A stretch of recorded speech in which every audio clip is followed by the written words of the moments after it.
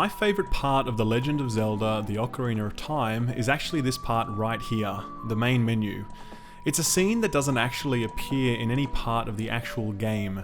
It's its own unique moment right there at the start of it all, setting the scene for what's about to come. It's simple, elegant, and yet moving. A boy and his horse exploring an unfamiliar world. A gentle piano in the background, and of course, the Ocarina Overture. To me, this scene always held a promise unfulfilled.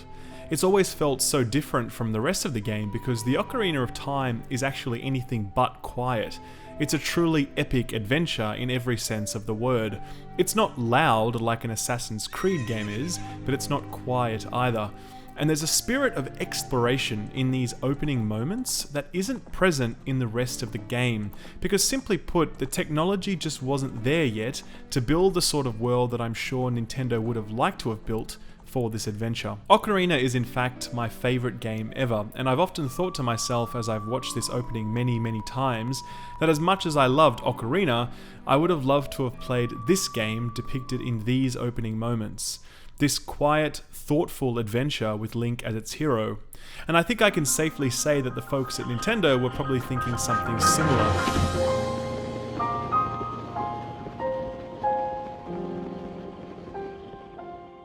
Because The Legend of Zelda, The Breath of the Wild is that game. It is the most quiet and thoughtful adventure game that has ever been willed into existence. Unlike anything before it, it clears the sensory palette as you play it, such that each new sight or sound or discovery can be taken in the same way it would in real life, with quiet contemplation and appreciation. And the impact is an experience that is awe-inspiring again and again and again. But layered on top of all this silence and awe is a video game, and I want to discuss that video game today. Doing a review of Breath of the Wild is like doing one for Mass Effect Andromeda. It is thick with risk. The game critic Jim Sterling gave the game a 7 out of 10, and his website was DDoSed for a week in response. There are any number of people out there that believe that this is the perfect video game, but it isn't in the way that no game is perfect. There are also many that feel that any rating less than a 10 out of 10 for this game is deliberately contrarian, but again, it isn't. All games have flaws, and Zelda is no different. In this video, I wanted to do a review after all of the hype has died down, and really explore in detail what I think makes Zelda such an incredible breakthrough, and while fully acknowledging and appreciating the scale of its achievement, also talk about where it falls short, because all of us being able to talk about those sorts of things in a rational and dispassionate way is good for our medium. Ladies and gentlemen, I present to you my review of The Legend of Zelda, The Breath of the Wild.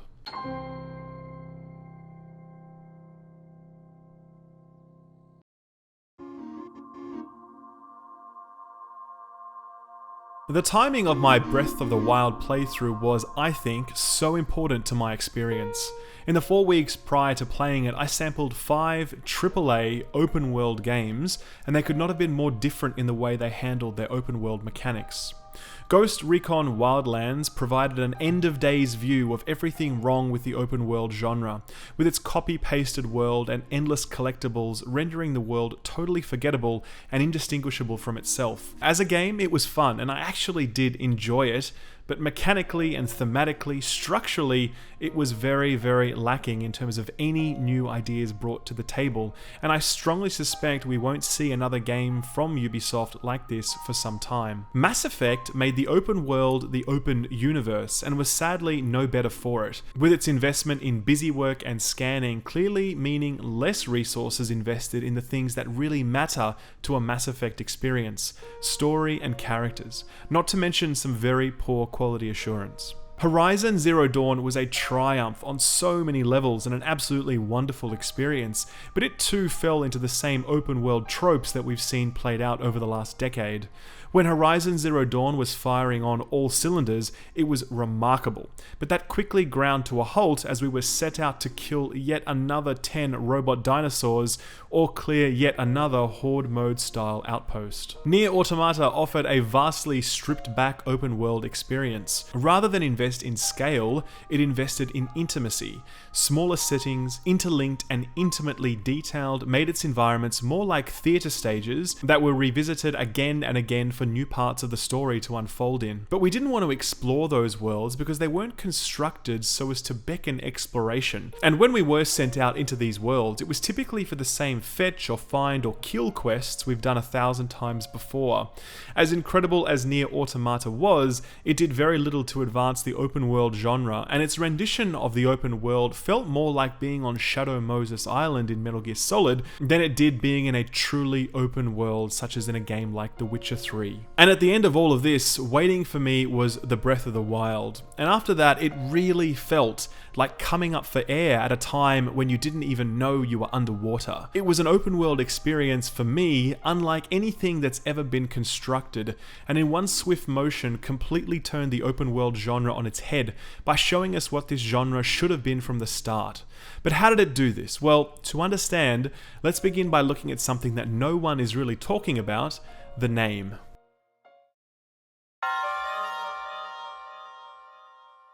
Do yourself a favor right now, pause this video and Google why is it called Breath of the Wild. What you'll find are a few GameFAQ threads with a few theories on the name and not much else.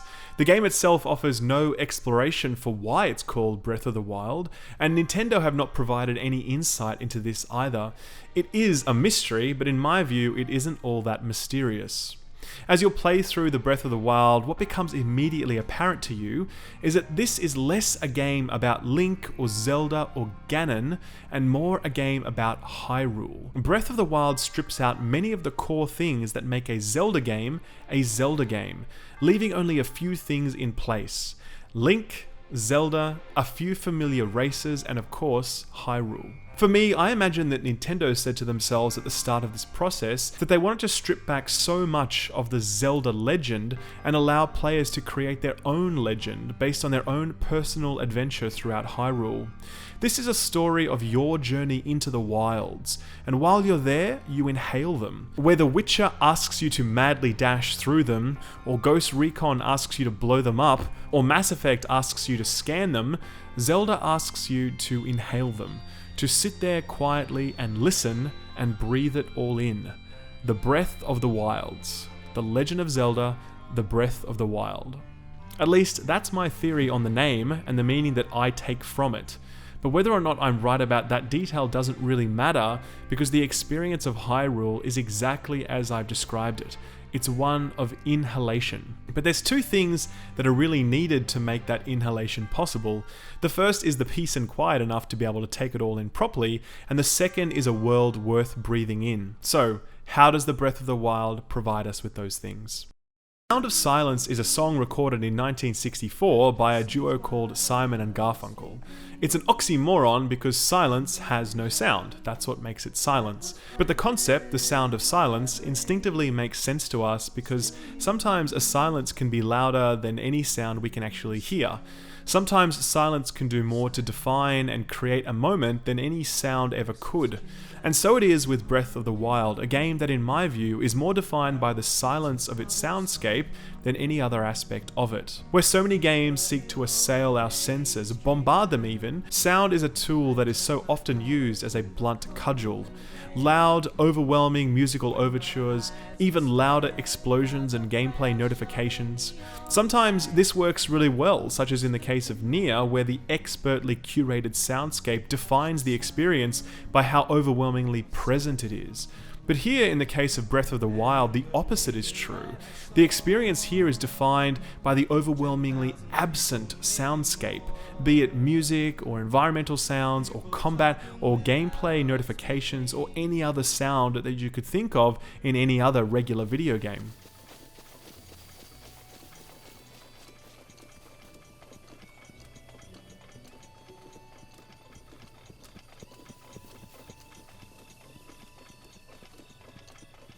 Even the familiar Zelda tunes we know and love take on a more muted tone here in Breath of the Wild. Listen to the sound of opening a chest or discovering something in Ocarina of Time.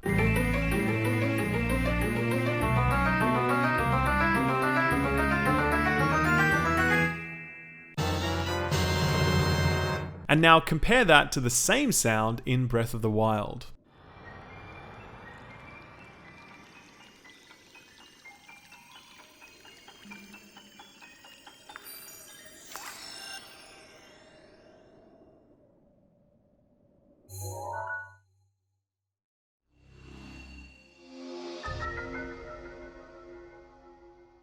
It's an approach to sound that is consistent across the entire game. They've essentially turned the volume dial down, and nowhere is this more present than in the open world itself. Zelda is, in my view, at its very best the moment after you've just cleared a shrine or a dungeon, and you're transported back to the open world of Hyrule with no guidance on where to go next. With your map in hand, you literally ask yourself, where to next? And you have to decide how to get there, and as you make that decision, as you set off on that journey, there's often very little other than the sound of your footsteps, or the clinking of your bow against your shield, and on occasion, a quiet piano overture. It's just quiet and peaceful, and it lets you soak in the beauty of this beautifully constructed environment you are traversing. And what a world it is. Truly, no open world has ever been more expertly constructed in a video game.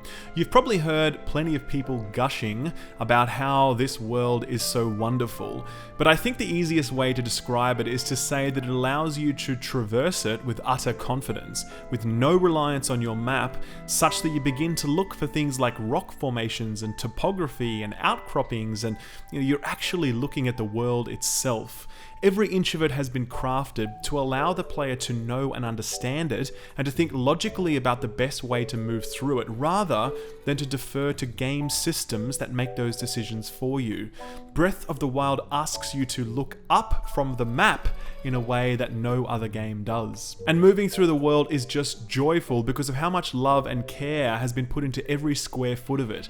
None of it feels auto-generated. All of it is heavy with purpose and intent. There are literally dozens of locations I can recall from my 50-hour playthrough, and they stand out so vividly in my mind. Huge ravines, giant mazes, sky-perched towers, forests plucked right out of childhood imaginings.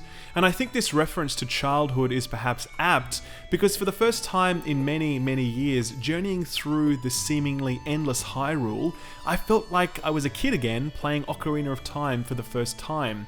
The sense of genuine adventure and possibility is present in every step you take when you're out there in that big open world. I thought to myself at one point, I wish I was 8 years old and I had all the time in the world to play this game and no money to buy any other video games. I wish I had the chance to just throw myself fully into this world and crash into every corner of the map.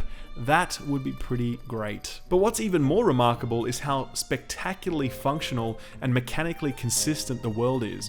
The physics and gameplay systems that sit on top of this world are the most believable and consistent open world systems ever put into a video game.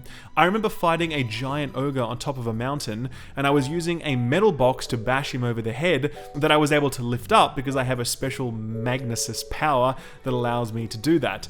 Now at the same moment I was fighting him, a thunderstorm set in, and the large metal box I was carrying suddenly became a conductor for lightning, meaning I was zapped and killed. I was literally stunned that so many gameplay systems could combine at that exact moment to create that exact scenario, but they did, and I feel like I'll remember that moment forever.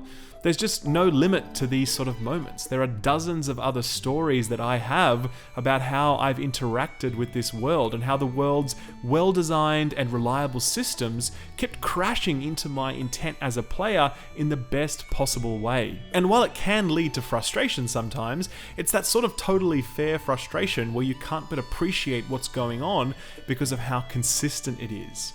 There's no way any description could ever do it justice. You just have to play through the game to experience what a technical marvel it is from an open world gameplay and physics perspective. I think the biggest compliment I can give to Zelda's open world, and I think the reason why so many are so in love with this game, is that I want to explore this open world and I don't even need any side quests to motivate me. Where other games have to push me into the open world with a collection of really inane open world fetch and kill quests, Zelda pulls you into that world by showing you a building in the distance that might hold some treasure, or some distant pass between two mountains that must lead to something interesting, or shines a light on a part of a distant field to beckon you over. And perhaps you just climb up nice and high so that you can get a better view, because it's just nice to look out over Hyrule and enjoy it. But be prepared for when you do, because there'll almost certainly be something down below that you're going to want to explore every single time.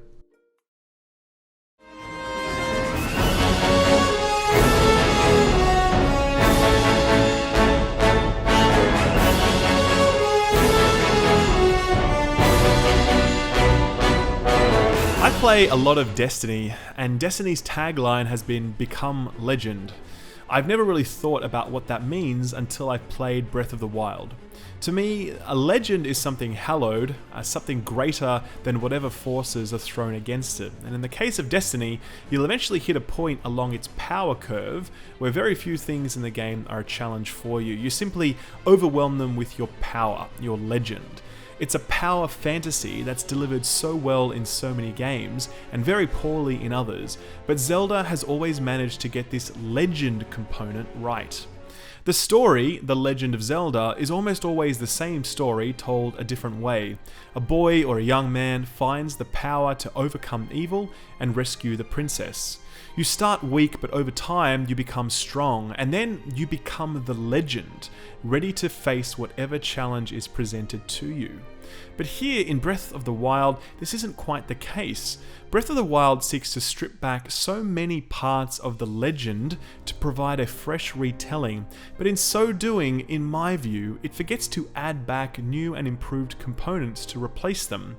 My weapons will continue to break, I will continue to need to pick up flowers and bugs for elixirs, I'll continue to be one-shot by certain enemies unless I am at full health, and even if I am at full health sometimes. And all of the major dungeons and shrines will continue to feel sort of the same as I progress through them. In short, where other Zelda games build the world up and its hero over time toward a mighty crescendo, in the Breath of the Wild, I'll stay sort of the same throughout the course of my adventure, and I don't really ever become all-powerful. I don't ever become the legendary Link that I hope to be. No more is this typified than in the example of the handling of the Master Sword. The short story here is that you pick up all of your weapons throughout your journey, and they have a set durability to them. Use them enough times and they break, and over the course of 50 hours I must have gone through 400 or 500 different weapons because they kept breaking as I used them. The Master Sword is the one weapon in the entire game which cannot break, but it can sort of break if you hit the wrong enemy types with it, and it sort of goes on this weird cooldown which seems a bit unnecessary, but anyway, that doesn't matter. But more impactful is the fact that I can't get the Master Sword until I have 13 heart containers, which is roughly what the average player like myself will have after they finish most of the game, or at least most of the core storyline. I got the Master Sword on about hour 48 of my 50-hour playthrough, and I got the Hylian Shield on hour 49, which means that I played my entire Zelda experience without these two items, and to be honest with you, I didn't really like that. Luke Skywalker has a lightsaber, and Arthas has Frostmourne, and Aragorn has Anduril, and Captain America has his shield, and Thor his hammer. Characters are sometimes defined by their kit, by their weapons and their armor and the like, and in the case of Link, Link has the Master Sword. And it's not the first time we've been without it. For example, Majora's Mask was another one. But, there it made a lot more sense because of the story and the setting. Here, I could have had that sword far earlier in the adventure, and I could have felt like Link. Instead, all I got was a whole bunch of NPCs reminding me throughout the course of my adventure that I didn't have the sword until the end of the game, where I suddenly got it and the game was over. And to be clear, I'm not focusing on this one thing and saying it undermines the whole game. I'm using this as an example of a broader approach whereby the legend of Link takes a backseat to the legend of the open world. The legend of Hyrule, almost.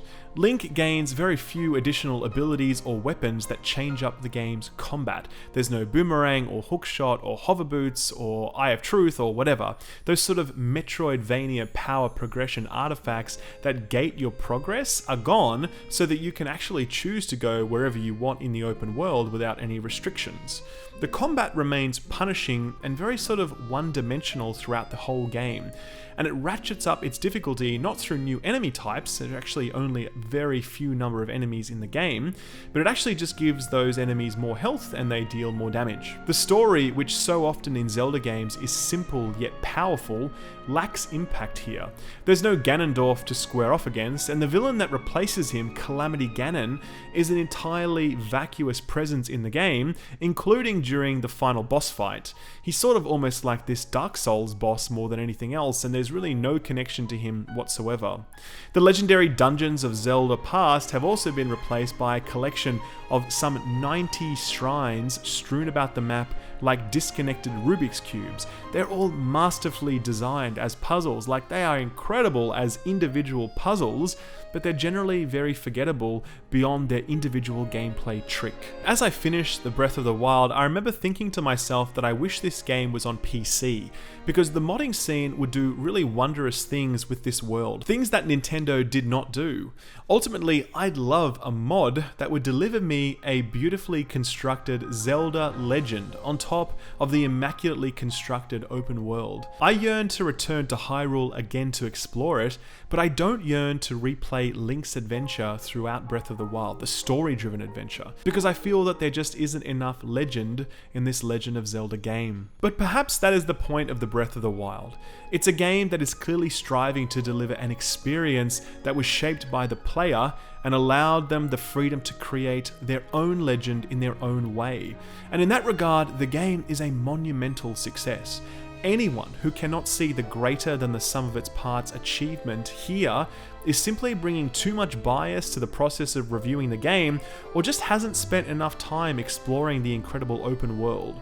Breath of the Wild is a game perfect for the Nintendo Switch, one that I can pick up and play at any point in time, anywhere, because it never gets boring to simply run around exploring Hyrule and uncovering its thousands of secrets. It's the sort of experience that is never the same each time you log in, and allowed me to revisit a feeling I'd not really had since childhood, one of genuine excitement to explore every inch of a video game, not to get a platinum trophy or because the side quests were forcing me to do so, but because exploring the world, inhaling the breath of the wild, was just always such a delight. The Zelda fan in me wanted more Legend of Zelda, but I'll happily settle for this Legend of Hyrule, and happily agree that it deserves the overwhelming majority of the critical praise it has received. Nintendo, when they are at their best, are the finest game makers on the planet, and they've proven why here, in a game that will be remembered and I suspect imitated for many, many years to come.